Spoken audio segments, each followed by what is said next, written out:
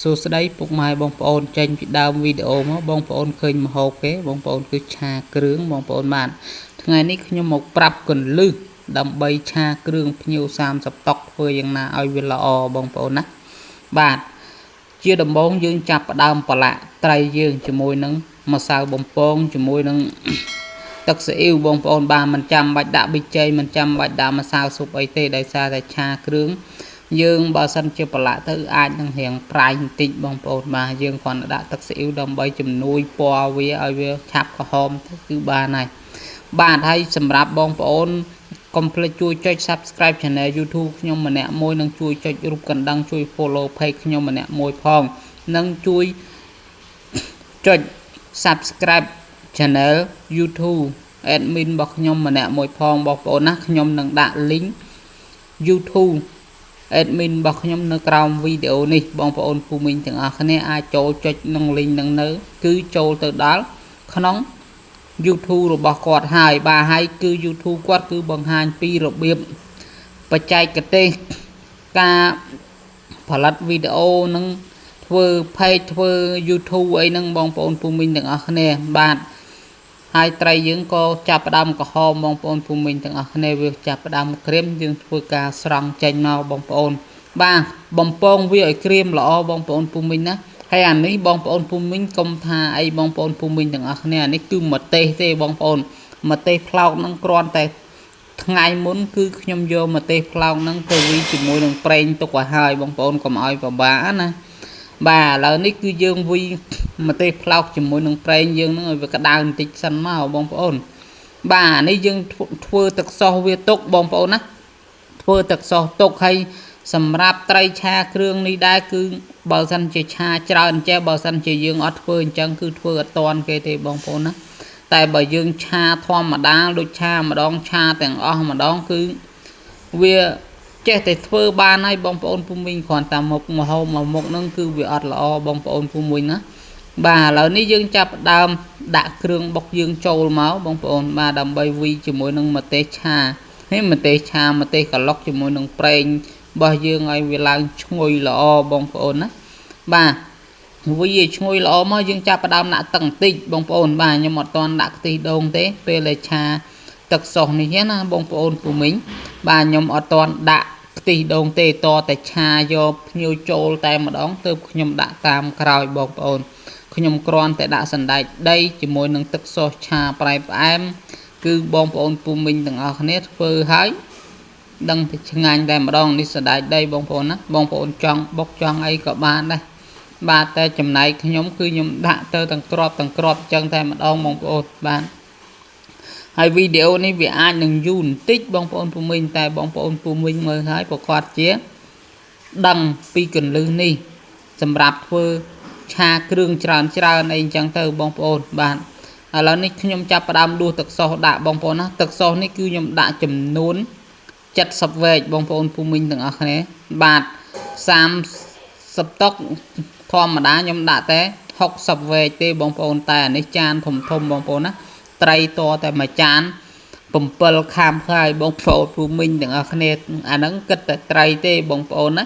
គិតតែត្រីឆាគ្រឿងរបស់យើងក្នុងមួយចានគឺ7ខាំបន្លែយើងអត់គិតទេបងប្អូនបាទអានេះគឺជាកលឹះបងប្អូនភូមិទាំងអស់គ្នាបាទយើងធ្វើការវាល់ទឹកសោសនឹងដាក់ឲ្យត្រឹមត្រូវឲ្យគ្រប់70វែកមកបងប្អូនយើងធ្វើការឆាគ្រឿងនឹងហើយឲ្យវាចូលជាតិសពគ្នាហើយ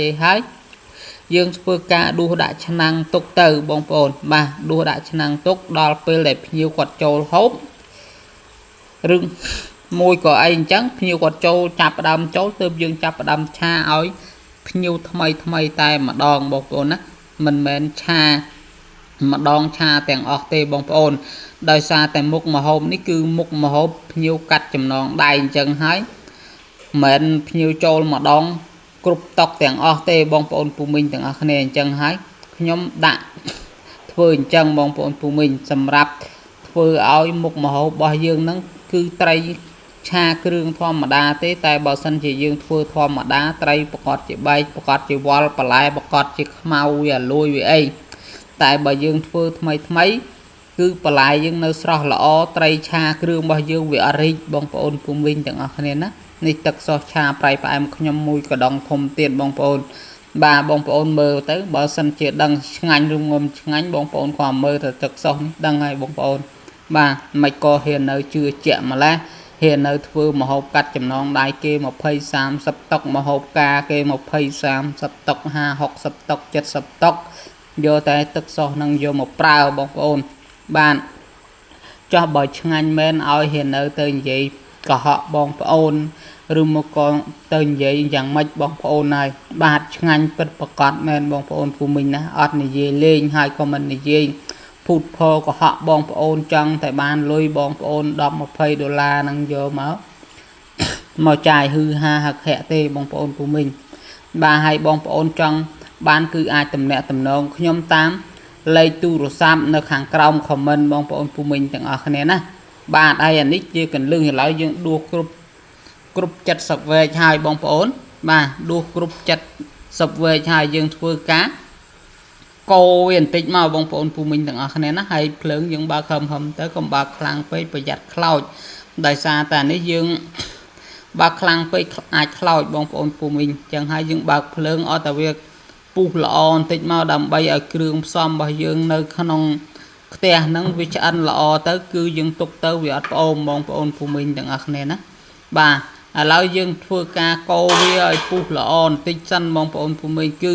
វាពេលដែលយើងធ្វើអញ្ចឹងហើយគឺមានភាពងាយស្រួលក្នុងការឆាគ្រឿងបងប្អូនណាយើងដាក់សណ្តែកដីយើងដាក់គ្រឿងហើយអស់ហើយបងប្អូនគ្រាន់តែដល់ពេលដែលឆាយើងដួសដាក់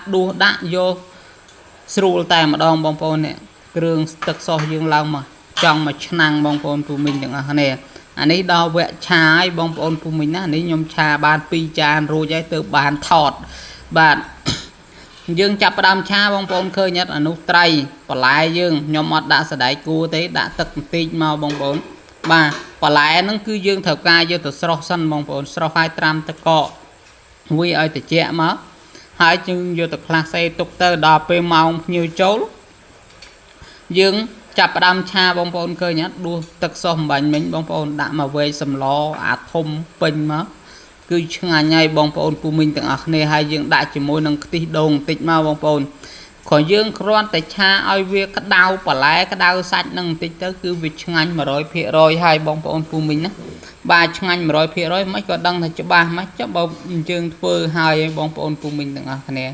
បាទហើយការ៉ុតយើងអាចចិតជាម៉ូតផ្កាយចិតជាម៉ូតតាមខ្ញុំអញ្ចឹងក៏បានដែរបងប្អូនពូមីងទាំងអស់គ្នាណាអានេះគឺឆានេះគឺសម្រាប់តែមួយចានទេបងប្អូនពូមីងបងប្អូនពូមីងអាចមើលបានបងប្អូនអានេះហើយគឺជាកន្លឹះដែលយើងធ្វើម្ហូបទៅឲ្យវាល្អធ្វើម្ហូបទៅត្រីនឹងវាមិនរីកវាមិនរលួយបន្លែវាមិនរលួយបន្លែវាមិនខ្មៅអីអញ្ចឹងទៅបងប្អូនពូមីងសិនជាបងប្អូនអត់ដឹងទេគឺពិបាកបន្តិចហើយបងប្អូនណាត្រីឆាគ្រឿងបងប្អូនគិតថាស្រួល